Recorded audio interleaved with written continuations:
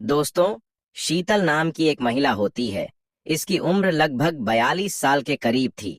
इसके पास कपड़े की दो दुकानें होती हैं, जिसमें कई सारे नौकर काम किया करते थे।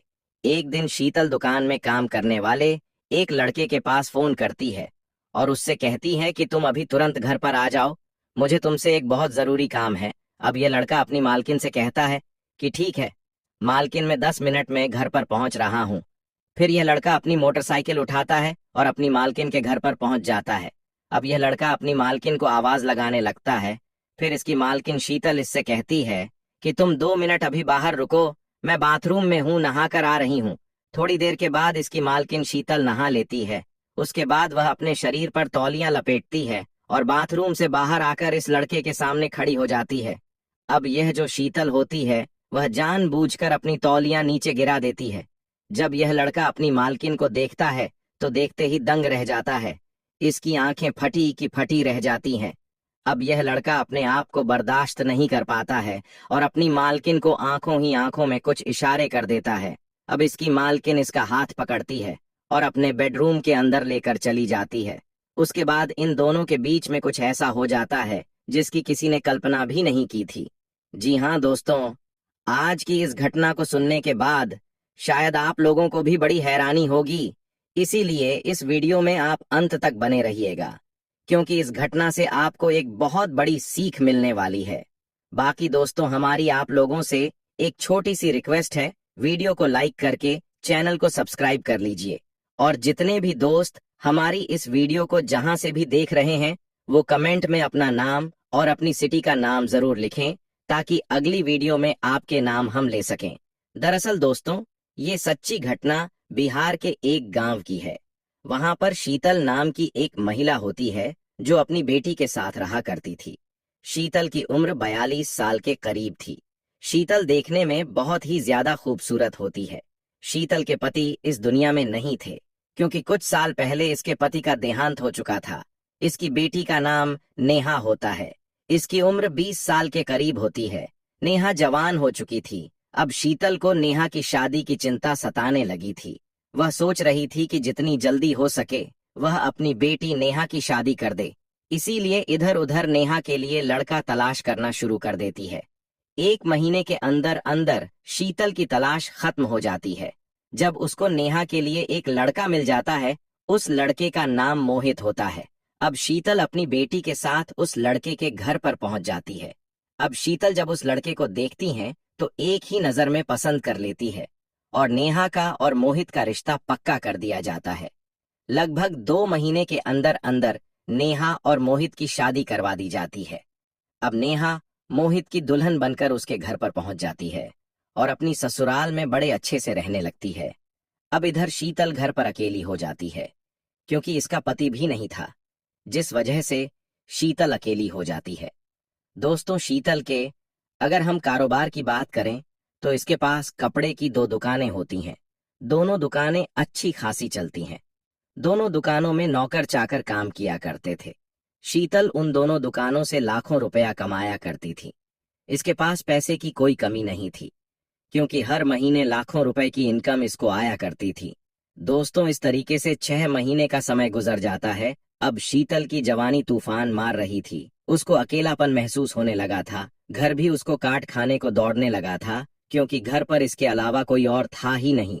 अब यह अपने मन में सोचने लगती है कि वह अपनी इच्छा को किसके साथ पूरी करें। आखिर करें तो किसके साथ करें। वह किसी मर्द का सहारा लेना चाहती थी। दोस्तों, एक दिन दोपहर का समय होता है। शीतल सब्जी लेने के लिए मार्केट पहुंच जाती है और इधर उधर अच्छी सब्जियों की तलाश करने लगती है। तभी शीतल की नजर एक लड़के पर पड़ जाती है। इस लड़के का नाम विकास होता है। इसकी उम्र लगभग 22 साल के करीब होती है। यह 6 फुट हट्टा कट्टा जवान लड़का होता है। अब शीतल इस लड़के के पास पहुंच जाती है। अब विकास जब शीतल को देखते हैं तो देखते ही दंग रह जाता है, क्योंकि उसने अपनी जिंदगी में इतनी खूबसूरत औरत नहीं देखी थी। दोस्तों, यह लड़का सब्जी बेचने का काम किया करता था। इसके पास आज बहुत कम ही सब्जी बची हुई थी। अब शीतल इससे कहती है कि इन सब्जियों का क्या रेट है। अब यह लड़का सब्जियों का रेट बता देता है। फिर शीतल उससे कहती है कि तुम्हारे पास जितनी भी सब्जी है तुम सबको पैक कर दो। अब यह लड़का सारे सब्जियों को पैक कर देता है। शीतल उस लड़के को पैसे दे देती है। फिर शीतल उस लड़के बातचीत करने लगती है। वह विकास से पूछती है कि तुम यह सब्जी बेचने का काम कितने दिन से कर रहे हो। अब विकास उसको पूरी कहानी बताता है और उससे कहता है कि मेरे घर में एक बीमार माँ है। मैं 2 महीने से सब्जी बेचने का काम करता हूँ और इसी से अपने परिवार का पालन पोषण करता हूँ। फिर शीतल विकास से कहती है कि तुम्हारे लिए मेरे पास बहुत ही अच्छा काम है। मेरे पास 2 कपड़ों की दुकानें हैं जिनमें नौकर चाकर काम करते हैं। फिलहाल अभी मुझे एक नौकर की जरूरत है। अगर तुम चाहो तो मेरे पास आकर नौकरी कर सकते हो। मैं तुम्हें अच्छी खासी सैलरी भी दे सकती हूँ। अब विकास उसकी बात मान जाता है और उससे कहता है कि मैं नौकरी करने के लिए तैयार हूँ। फिर शीतल उससे कहती है कि कल सुबह 10 बजे मेरे घर पर आकर मिलो। फिर शीतल उस लड़के को अपना एड्रेस दे देती है और वहां से वो चली जाती है। दोस्तों, अगले दिन सुबह 10 बजे के करीब विकास शीतल के घर पर पहुंच जाता है। फिर शीतल से बातचीत करने लगता है। अब शीतल इसे सैलरी भी बता देती है कि कितने पैसे इसको मिलेंगे नौकरी करने के लिए। अब जो विकास नाम का लड़का होता है वह उसकी बात मान जाता है। थोड़ी देर के बाद शीतल उसके सामने एक और शर्त रख देती है। वह उससे कहती है कि तुम्हें अपने घर जाने की कोई जरूरत नहीं है। तुम मेरे घर पर भी रह सकते हो, क्योंकि मेरा जो मकान है वह काफी बड़ा है और काफी सारे कमरे खाली हैं। तुम यहीं पर रहकर नौकरी कर सकते हो। यहाँ तुम्हें कोई दिक्कत परेशानी नहीं होगी। अब विकास उसकी यह शर्त भी मान जाता है और उससे कहता है कि ठीक है मैडम, मैं यहीं पर रहकर अपनी नौकरी कर सकता हूँ। दोस्तों, विकास शीतल के घर पर रहने लगा था, वहीं पर रहकर नौकरी करने लगा था। अब इस तरीके से 15 दिन का समय गुजर जाता है। अब शीतल की जवानी तूफान मारने लगी थी।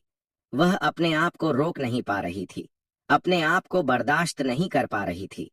उसने विकास को अपनी इच्छा पूरी करने के लिए नौकरी पर रखी थी, ताकि वह उसके साथ अपनी इच्छा को पूरी करे। इसीलिए शीतल उसको अपनी प्रेम जाल में फंसना चाहती थी।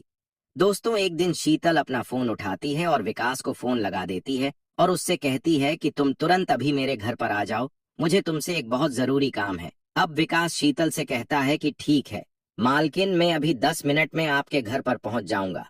फिर यह लड़का अपनी मोटरसाइकिल उठाता है और अपनी मालकिन शीतल के घर पर पहुंच जाता है। वह जैसे ही घर के अंदर जाता है तो उसे महसूस होता है कि उसकी मालकिन बाथरूम में नहा रही है। वह अपनी मालकिन को आवाज लगाता है। अब शीतल अंदर से कहती है कि तुम 2 मिनट रुक जाओ, मैं अभी नहा कर आ रही हूँ। दोस्तों, थोड़ी देर के बाद शीतल नहा लेती है और अपने शरीर पर एक तौलिया लपेटती है और बाथरूम से बाहर आ जाती है। जैसे ही वह विकास के सामने आती है, वह जानबूझकर अपनी तौलिया नीचे गिरा देती है। अब विकास जब अपनी मालकिन को देखता है तो दंग रह जाता है। उसके होश उड़ जाते हैं, क्योंकि उसने इतना अच्छा शरीर आज से पहले कभी नहीं देखा था।